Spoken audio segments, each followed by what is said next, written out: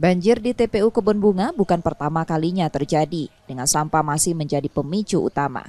Tumpukan limbah yang menyumbat selokan membuat air meluap menggenangi makam di sekitarnya. Meski banjir cepat surut, genangan air beresiko menggerus struktur makam. Untuk pemakaman baru, sebagian harus dialihkan ke TPU lain atau menggunakan peti karena kondisi tanah yang masih basah.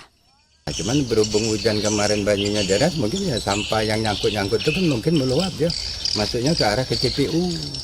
Ini kan juga kalau sampah dari TPU tidak ada, sebenarnya sampah masyarakat yang ada di aliran sungai ini. Kalau untuk antisipasi ataupun ini sih pihak terkait lah, pemerintah lah. Mana solusinya yang jelas aliran sungai ini ya, supaya rajin dikeruk, jadi jangan sampai dangkal, itu permohonan kami. Jadi satu mobil lah. Mobil lah. Ya. Itu dari pagi ya? Ya, dari pagi. Ini kita ngulang lagi sini apa lagi? Pulang lagi. Oh, masih tetap di ini lah, dibersihkan lagi ya. Sampai selesai.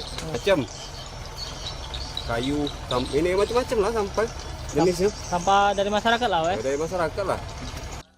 Warga berharap pemerintah daerah segera menangani permasalahan sampah di Palembang yang hingga kini masih menjadi penyebab utama banjir di kota ini. Muhammad Reza Pahlevi, Kompas TV, Palembang, Sumatera Selatan.